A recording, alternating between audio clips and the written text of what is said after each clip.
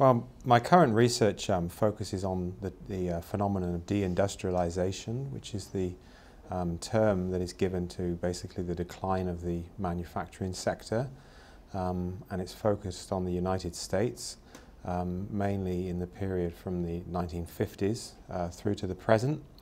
And just to frame the phenomenon for you, around 1950, about half of all the American workforce worked in the manufacturing.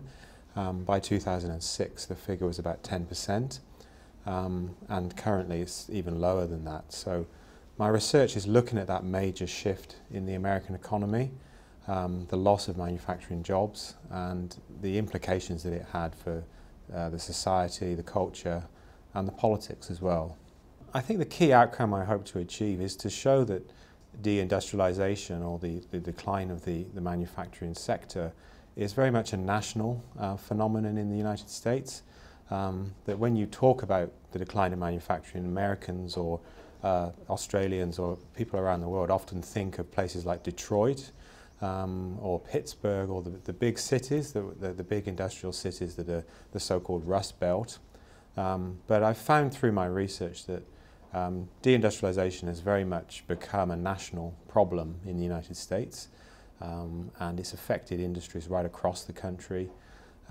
It's affected the southern and western states a great deal that have often been associated more with economic growth. And in my research I've focused heavily on the textile and apparel industry, which was heavily based in the south, and it lost over 2 million jobs from the early 1970s through to the current day. It went from about 2.5 million workers to about less than 400,000 today. So that just illustrates how it's become a national phenomenon, and that was really the key outcome. I think it will impact society and the community because the loss of industrial jobs is often told in an abstract way. We see stories in the media about thousands of people losing their jobs. We see statistics.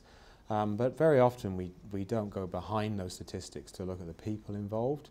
And that's what I've really done in my research, is look at the people involved. I've done a lot of oral history interviews, I've done a lot of case studies. And what's come through really is that, that this was not just an abstract story, that this affected people's lives. And also I've engaged with the whole argument that a lot of economists put forward that deindustrialization in a sense doesn't matter because people that lose jobs in manufacturing can shift to the service sector or to retail. But I've found that usually they lose income when they do that. And also in the United States, deindustrialization is very much a cause of the healthcare crisis, because about 3/4 of manufacturing jobs provide healthcare, but in the service industries it's much less.